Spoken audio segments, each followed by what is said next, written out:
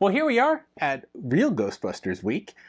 March is coming to a close. We're going to have one more Ghostbusters themed week of products, and I'm going to be focusing on the 2021 line of Real Ghostbusters figures. These were the re-release of the classic figures from the Kenner line that Hasbro put back out.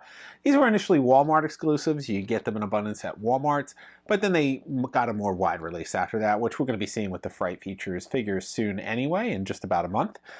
So you can even still pick these up at Walmart and Amazon and other places for either at or below cost. I think I always say it spent like $4 on the fearsome plush toy here, but most of these should be at or below cost, either at Walmart.com or you can find them on Amazon or somewhere else. But they are pretty easy to track down, with the exception of one of the guys. I think it was Winston, but we'll get to that next week. I'm sorry, on Thursday. Today we're just going to focus on the ghosts. I thought this would be a great way to kick the week off by checking out some of the ghosts that they released, and hopefully we'll be getting some more. If you're not familiar with the show, Real Ghostbusters focused on the ghosts as characters just as much as it did the guys, particularly Slimer. Slimer, as they called him, Green Ghost in the figure, became more of a personality and sort of a sidekick or a mascot to the team at that point, and became kind of a fan favorite. But they brought some characters back from the film, and some other creative characters they had in Real Ghostbusters. So we're just going to take a look at them and just open them up close, just to give you that little nostalgia kick. And again, I love that old school style packaging, so I'm going to carefully open these not to ruin it. Now, I don't like these as much as the Fright Features packaging, and I think it's just because they had more colors on the Fright Features package, and it just kind of helped it pop a little bit more. These all just had this basic blue background and then the character on them.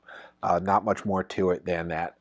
So it's just one tone. I kind of like the other packaging because it reminds me of the Star Wars packaging that had the little independently colored pills, and then the behind the figure colored a different color, and then the rest of the package, it had a lot more going on to it, and these are just pretty basic. But they're still pretty nice. I love that throwback look. And then on the back, you kind of have the whole line of the products that were available at the time. So some of them, and I think these were all the ghosts that were offered. I don't think there were any other ones offered at the time, except for the little mini ones that came with the Ecto and that came with the guys. But this kind of captures all the ghosts that were available at the time. It was just these four. So we'll be checking these out up close. And then on Thursday, we'll take a look at the core team there and the Ecto one. So we'll round out the entire collection from 2021, and that should bring you up to speed with the Fright Features figures we did, and that will be all the currently available retro collection Ghostbusters figures from the Real Ghostbusters line. So why don't we hop in, open these guys, and check them out. I want to start with Staypuff because he's just one of those titular characters. He was sort of the big bad in the first film, and it's just one of the more iconic characters in Ghostbusters. You can see him depicted on the card here, fighting, I think this is Venkman and Egon on the roof of a building. He is obviously not building size.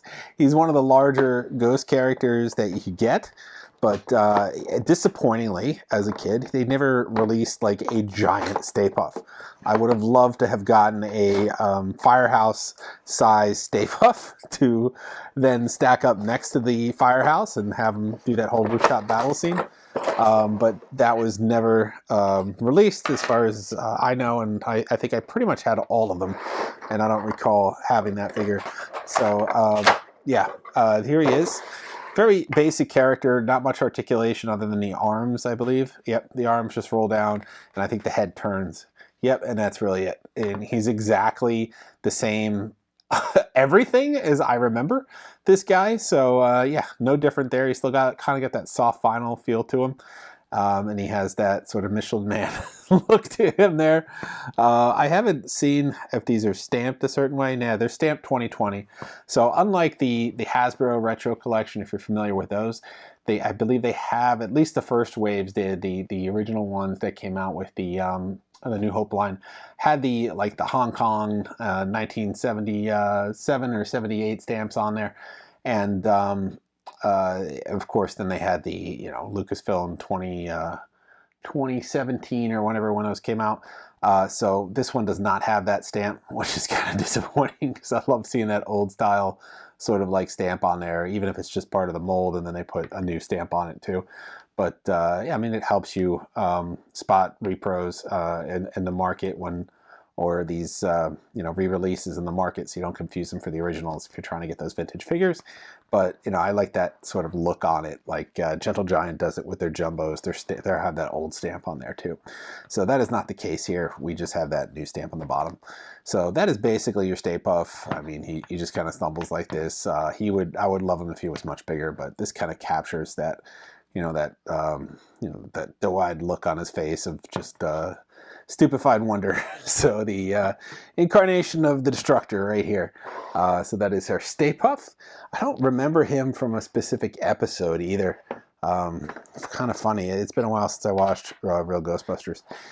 Here we go. We have Fearsome Flush. This was one of my favorite ones just because of the functionality of it. So it was kind of interesting choice for them to bring him back, but I believe he was from the earlier waves of the Real Ghostbusters line, so I guess that makes sense. I know Stay Puff, Slimer, and the Bug-Eye Ghost were, but the Toilet, I think it was probably toward the beginning of the production run of the figures, so I guess that kind of makes sense. It's just kind of like an odd figure to make. So he is not much to it. There's no accessories, obviously. These figures just came the way they did. So you can take him all the way down to normal mode where he just looks like a toilet, and he could easily fit there in the firehouse. And then as he rolled forward, he'd pop out, his eyes would pop out, the tongue would pop out, and as you made him go, he would slink up and down like this, basically. So you got, I love the detail on this for even the time. You could see the bumps on the tongue, you could see the veins in the eyeballs, and it was a fun little design to him. And it's this simple wheelie system here, and then the teeth. And then he's got that No Ghost logo here on the bowl. But even the toilet had detail, like it has the bolts on the side where you'd bolt it into the floor, which is, it's a lot of detail as a kid to see that. And then the different lids, the top flap, and then the middle lid there. I mean, all that detail on this little toilet is silly but appreciated. I mean, it's a pretty good looking toilet too. I mean, we could next week or on Thursday when we have the guys, we'll put one on here just to see how he sizes up to it, if it's proportionally in scale. I kind of think it is. So it's a fun little piece of furniture for the firehouse even that turns into a killer toilet. So yeah, this one, I think this one did make me afraid of the bathroom for a little bit as a kid. So it's fun that they made that as a figure. So next up, we'll look at the Bug-Eye Ghost. I want to end with Slimer just because he's such a great character. The Bug-Eye Ghost had one of those great functionalities to them, and if you see my other videos, I talk about functionalities in the 80s and 90s, and like a lot of figures had to do things like fire a missile or fire something because we liked having that feature. Or I guess as a kid we didn't really get to choose, that was just what was sold to us. And I'm assuming that was based on test markets, so they know kids like to shoot things or have some kind of interactive feature on a toy. So a lot of toys from that era had you know, these shooting mechanisms or some kind of functionality to it. And Bug-Eye Ghost was no exception. I mean, he's a great looking character too. You can see all the design on him here, and the teeth, the eyes, that extra eye.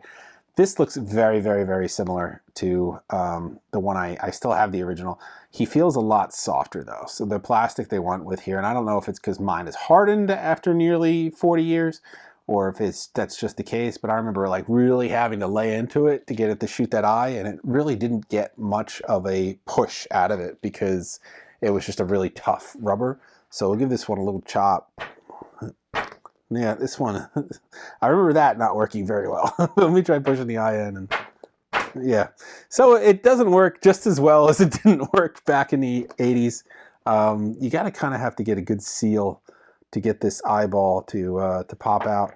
Like that one, I would really have to like punch it and stomp on it, and then it would only go like a couple inches. So I'll give this one another try. But you have to get a nice suction seal on it, no air around it, in order to be able to. Yeah, I'm not getting. Here we go. You really have to lay into it. So they got that feature, the frustrating feature, right. You really had to lay into it to get it to work back then too. But this plastic is a little more forgiving in this Bug-Eye Ghost than the other one. Like, it's got some, you know, give to it. And then he's got that articulation in the hands there. So he's great. I remember seeing him, or a version of him, and I think it was the second one, the Bug-Eye Ghost. It looked a little different on screen, but I do remember them incorporating him into one of the movies, unless I'm totally wrong and that was Afterlife. I do remember seeing him in one of the Ghostbusters movies. It was either the second one or the third one, but they incorporated his figure into it, which I appreciated. And then last but not least, my favorite one here, and that's Slimer, known as the Green Ghost on here. I don't know why they went with Green Ghost as the name. It's just kind of odd. But, you know, if you think about Kenner, Greedo is Green Greedo. Maybe it's just something with green. You know, if someone knows that is a Real Ghostbusters buff, could tell us why they went with Green Ghost as the figure name instead of Slimer. I'd be interested to hear that. But he's a great design character. I think the Ghostbusters, Real Ghostbusters, if I'm not wrong, is called Real Ghostbusters because there was a Ghostbusters show prior to the movie. Actually, it was I can't remember the original, if it was live action or something, but then there was the cartoon that came out again after the movie, you know, playing off the Ghostbusters name. But it was a cartoon. There was like a monkey in it and some people, and they had it was completely different from the Ghostbusters we know, but they kept the name. The cartoon came back. There was a whole figure line, but completely different than our Ghostbusters, our Real Ghostbusters. So, yeah, I think that's why they called it Real Ghostbusters. But, yeah, I mean, Slimer looks just as great as I remember looking here. He had that tail that could pivot, so you could have this wavy design, which kind of, I thought, helped him balance a little bit. You might have to use the hands. Or you could have this design like he's flying up here. So he had two different ways to sort of pivot that tail and position him. Of course, he had the arms. He's a little bit softer than I remember. He was kind of really tough, but he has that great look. I mean, very close to how he should look. And then he had that food that came with him. And they have all that food here. They have the pizza that kind of has the teeth mark in it, and I think it matches pretty close with the teeth. So it almost looks like he bit it. Pepperoni pizza. He's got this flank steak here he hasn't bitten into yet, and then a watermelon slice that he has bit into right here. It's stuck in there. It's 2 years of dry glue, and then yeah, that fits too. So he had these. I don't recall him being able to hold these very easy because his hands didn't really articulate, the fingers rather. So you just kind of pretended like he was taking a bite out of them. So odd accessory, but he was, you know, the little onion head that just kind of ate things in the show and in the movie. So I think they kind of captured that. And let's see. And if you watch my Slimer popcorn bucket video, you'll see what I mean when I talked about this looking more like the Real Ghostbusters Slimer. I mean, look at the eyes, the teeth. It's just this more greenish, cartoonish look to him. And I think they kind of captured that in this bucket. It wasn't intentional. If you watch that video, I'll show you what it was supposed to look like, or what they sold us on the image before they switched and gave us this product instead. So yeah, it looked more like the cartoon version, which this Slimer looks pretty much like. So I do love that Kenner was able to capture that sort of look with this figure. So I really love the look of Slimer here. So that is all of our ghosts that we were taking a look at here from the 2021 relaunch of the classic Real Ghostbusters line. And of course we will be showing you the guys as well, but for now that is our look at all our ghosts. And that's our look at the ghosts from the first part of the wave of the 2021 relaunch of the Real Ghostbusters line. Like I said, still at Walmart. I paid $4.94 for this guy, $11 for this guy, and I think just like around, was it 12 or 13 for Slimer? I mean, they're still, just go check the website. They're also on Amazon. They should be a couple places, so you shouldn't have trouble tracking them down, and you shouldn't have to pay more than retail. So they're kind of in abundance, although they might start clearing out now that the movie's launched. Movies usually create interest again in the toy lines, but we also have those Fright Features figures you should see behind me there. We did that so you guys could check those out as well on the review we did. So that's going to be the extent of the line so far. Hopefully it continues. I know Hasbro announced, I believe, 30 March, they are going to reveal some new Ghostbusters products. So we'll be bringing coverage of that as well. They're doing that at WonderCon. Maybe more Real Ghostbusters figures, maybe Plasma Series figures, maybe those are coming back, maybe more role play. Who knows? We'll find out soon, right? It's just about a week away, 2 weeks away, so we'll see. Yeah, so definitely check that out when we post that news. Come back Thursday, we're going to do the guys and the Ecto and finish off that line. And then come back next month. We have a ton of turtle stuff that we've been like just setting aside that we want to get to.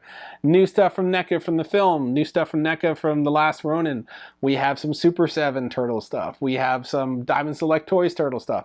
It's going to be a lot of turtles. We're also going to have some Mega Man in there. We're going to have some robots. We're going to have all sorts of different things. It's going to be a heavily Turtles month, but we'll mix it up a little bit. And then we're going to have, after that, we're going to have some Transformer stuff. We're going to have some, I want to say other Mega Man stuff. We're going to have a lot of different things. The next 2 months are sort of planned out. So tune back for that, and we'll be bringing you coverage of new products. Most of what we'll show you is going to be brand new. And then we're going to bring back some of our fun segments that we've done, like the Movie Madness line and the Then and Now line, which we haven't done for a while. So come back for more as we wrap up Ghostbusters month. We're going to get back into the swing of things, and we have many surprises in store for you this year. And we'll have coverage of events. We're going to be going to Comic-Con this year again. So come back for SDCC coverage. And we're going to be taking a special road trip down to Rebel Scum Con in June for our partner site, Rebel Scum. So we'll be checking that out as well. So tune back for that. So as always, like, subscribe, and follow for more content. And we like to hear comments from you guys as well on what you like. And you can share your own collecting experience and what you might want to see. We'll try to make that happen as well. And until then, we will see you guys next time.